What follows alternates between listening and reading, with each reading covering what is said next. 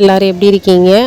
இந்த கறி இது வரைக்கும் யாரும் அதிகமாக செஞ்சுருக்க மாட்டீங்கன்னு நினைக்கிறேன். அப்படி என்னடா ஸ்பெஷலான கறி அப்படின்னா, இந்த கறியை அப்படியே சாப்பாட்டில் போட்டு பிசைஞ்சு அந்த அப்பளத்தையும் போட்டு கடித்து சாப்பிடும்போது அப்படி இருந்துச்சுங்க.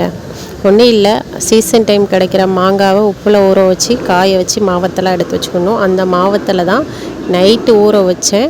கொஞ்சம் சாஃப்டாக இருக்கணும் அப்படிங்கிறதுக்காண்டி காலையில் எடுத்து அதில் ஏற்கனவே நான் உரித்து பொடி உள்ளி, வெள்ளைப்பூடு, தக்காளி இதெல்லாம் உரித்து வச்சுருந்தேன். அதில் ஒரு 4 வெங்காயம், 4 பூண்டு, ஒரு தக்காளி பழம் அதெல்லாம் போட்டு உப்பு போட்டு நைட்டாக வதக்கி ஒரு தட்டில் ஆற வச்சுக்கிட்டேன்.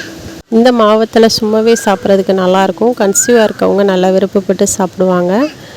அந்த வேற ஒரு பாத்திரத்தில் நல்ல மண் சட்டி எடுத்து அதில் எண்ணெய் நல்லெண்ணெய் ஊற்றிக்கிட்டால் நல்லாயிருக்கும். கடுகு, வெந்தயம், நறுக்கின பொடி உள்ளி, வெள்ளைப்பூடு, அப்படியே கருவேப்பிலை அதெல்லாம் போட்டு தாளித்து விட்டுட்டு அதையுமே பேஸ்ட் பண்ணிக்கிட்டேன். அரைச்சி வச்சதை ஆறிடுச்சு.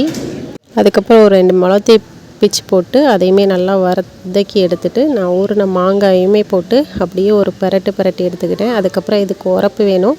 தக்காளி பழம் அதிகமாக சேர்த்துடக்கூடாது. ஏற்கனவே இந்த மாங்காயிலையும் புளிப்பு இருக்கும். அது மட்டும் இல்லாமல் புளியும் பார்த்துட்டு தான் ஊற்றணும்.